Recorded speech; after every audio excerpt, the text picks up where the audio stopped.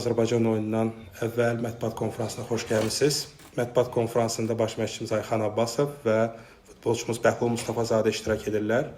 İlk olaraq sizdən xahiş edəcəm ki, Bəhlul suallara bir suala cavab versin, daha sonra onu məşqə buraxaq. Daha sonra isə mətbuat konfransımızı baş məşqçi ilə davam etdirərik. Bəhlul, buyur, oyun haqqında fikirlərin. İlk öncə bütün media mensuplarını salamlayıram. Rəqibə gəldikcə rəqib haqqında o dərəcə danışmağa ehtiyac yoxdur. Önəmli olan bizim bu rəqibə qarşı necə reaksiya verəcəyimizdir meydanda. Bugün bütün hazırlıqlarımızı tamamlayacaq son məşqdən sonra və sabah meydana hər qarşı üçün mübarizə aparacaq. Bəhlula sual, Xanablan, buyur. Hazırda milli komandanın bəlkə də ən formalı futbolçularından birisən. O səbəbdən ki, mikrofonu. Hazırda milli komandanın ən formalı olan sabit oyun keçirən futbolçularından birisən ki, Qarabağla Avrokuboklarda, Çempionlar Liqasında daha doğrusu tarix yazır komanda və önəmli figurlarından birisən Qarabağın, sabit oyun keçirirsən. Bu baxımdan sabah sənin kimi təcrübəli oyunculardan çox şey asılacaq. Maraqlıdır bu son 2-3 gündə futbolçularla özün şəxsən psixoloji baxımdan dəstək olmaq üçün hansısa söhbətlər aparmısan mı? Yəni, əlbəttə ki, oyundan öncə bütün komanda yoldaşlarımızla bu oyun haqqında söhbətlərimiz olur və komanda şəklində bu oyuna hazırlaşırıq və düşünürəm ki, burada təkcə bir nəfər yox, bütün komanda olaraq hamımız hazır olmalıyıq və bu barədə söhbətlərimiz çox olur. Ümumi götürdükdə hazırlığımız yaxşıdır deyə düşünürəm və sabah yaxşı mübarizə aparacaq. Təşəkkür edirəm. İcazənizlə Bəhlulu məşqə hazırlaşmaq üçün yola salaq və mətbuat konfransımıza davam edirik. Ayxan müəllim öz fikirlərini bildirsin, daha sonra bir-bir suallara keçə bilərik. Axşamınız xeyir, mən də hər kəsi salamlayıram. Əlbəttə, sabah bizi çox önəmli və gərgin oyun gözləyir. Rəqibimiz bəllidir. Son illərin, belə deyək, ən güclü komandalarındandır. Bilirik ki, bu komandada ulduzlar oynayır. Amma biz də bu oyuna ciddi hazırlaşmışıq. Əlbəttə, son oyundan sonra futbolçularımızın bu böyük komandalara qarşı mübarizəsi bizim üçün önəmlidir. Və inanıram ki, sabahda səfərdə rəqibin azarkeşi dəstəyi də olacaq, bilirik. Amma buna baxmayaraq futbolçularım mübarizədən çəkinməyəcəklər və bütün güclərini meydançada qoyacaqlar. Əlbəttə, rəqib neçə ildir bir baş məşqçinin rəhbərliyi altında çıxış edir, dünya çempionu və Avropa çempionudur, bilirik. Amma bunlara baxmayaraq bizim üçün bu komandalara qarşı oynamağın özü də bir motivasiyadır. Buyurun, suallar. Öncə uğurlar arzulayırıq sabahki ağır oyunda. Yol boyu futbolçular çox sakit görünür. Bu ağır oyun öncəsi gərginlikdən irəli gəlirdi, yoxsa futbolçular konkret olaraq sabahki oyuna köklənməsindən irəli gəlirdi?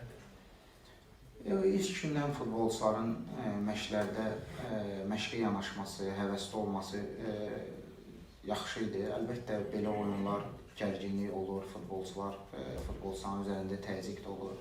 Amma çalışırıq ki, bunu çox da oyuna belə bilirsiniz ki, çox fikirləşəndə bu mənfi təsir eləyir.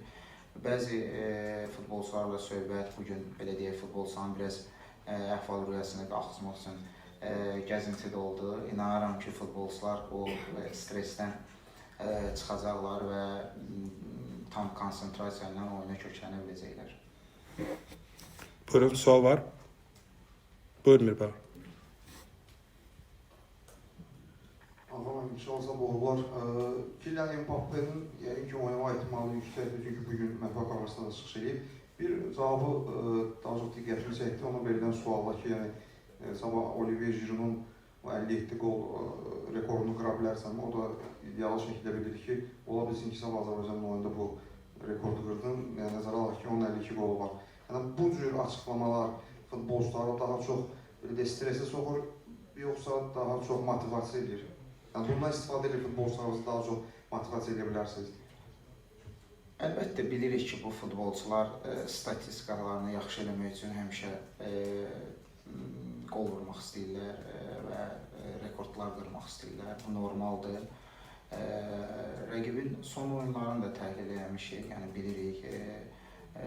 Yəni əlbəttə futbolçunun belə deməyi biraz futbolçularımızda dediyimiz o hirsi çox olmalıdır, amma biz daha soyuqqanlı və daha bu oyuna yanaşmalıyıq. Çünki bizim bilirik fərqimiz, yəni reallıq da var. Bugün rəqiblə bizi eyni səviyyəyə qoymaq olmaz, amma biz də nələrsə sahib olmaq istəyiriksə, gələcəkdə nələrsə qazanmaq istəyiriksə, bu oyunlardan qazanmalıyıq. Bizim futbolçularımız bu oyunda özlərini göstərməlidirlər ki, gələcəkdə özümüzə yaxın rəqiblərlə başa-baş və ya onlardan üstün futbol oynayaq.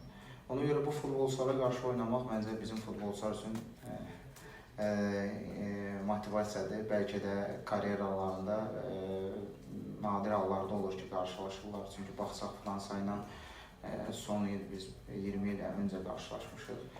Ona görə böyük komandalara qarşı oynamağın özü də bir möhkəmlik gətirir. Ceyhun.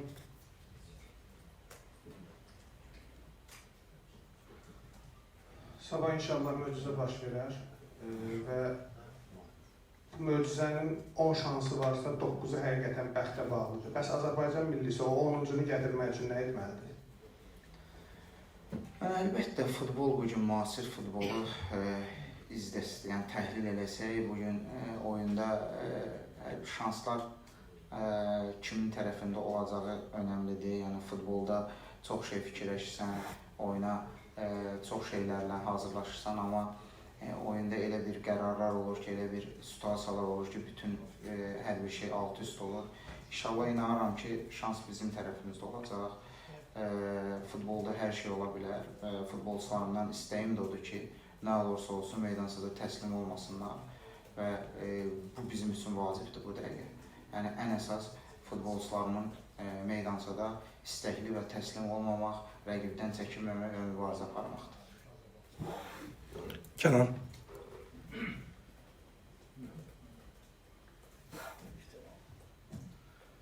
Mən Qurban arzulayıram Kasaba Kimasda. Heyəti müəyyənləşdirmisizmi artıq, yoxsa ki son məşqi gözdən keçirəndən sonra nəsə dəyişiklik edəcəksiniz? Yox, heyətimiz hazırdır. Yəni çox da son oyundakı yaxın bir heyətdir. Ümumən 2 oyunu fikirləşib addım atacağıq. Çünki bilirsiniz ki, 3 gün sonra bizi daha bir çətin oyun gözləyir. Keçən oyunlarda 4 günlük pauza var idi. Bu dəfə 3 gündür. Bəzi futbolçularımız ağır qrafikdən gəliblər. Çünki bilirsiniz ki, bir çox futbolçularımız həm çempionat, həm Çempionlar Liqasında çıxış ediblər. Ona görə bütün bunları nəzərə alaraq bu 2 oyuna yanaşacağıq. Ümumən dəvət elədiyimiz futbolçuların hamısına güvənirik və hər an şans verə bilərik. Və məşqlərdə də hər kəs şansı gözlədiyini gördük. Ümumən milli komandada rəqabətin olması vacibdir. Və inşallah sabahki kimi heyət olacaq, inanıram ki, öhdəsindən gələcək. Elçin, gördüm.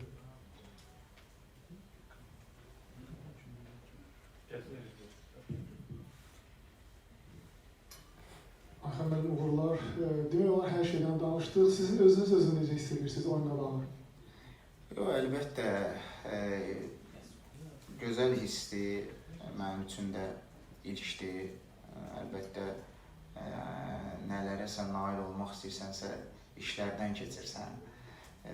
Amma belə böyük oyunlar oynamaq da biz məşqçilər üçün böyük bir şansdır gələcəyimiz üçün. Belə bir rəqib məşqçilər, hansı ki, dünya çempionu, Avropa çempiona qarşı oynamaq, onu təhlil eləmək həqiqətən başqa bir hissdir. İnşallah, yəni, biz də əlimizdən gələn tək mən yox, məşqçi heyətlər çalışdıq ki, bu oyuna futbolçularımızı hazırlayaq. Bizdən asıl olan bütün nə var idisə, bacarığımız var idisə, onlara çalışdıq ki, verək. Yaxşı hissdir inşallah. Sual yoxdursa, təşəkkürlər. Çox sağ olun.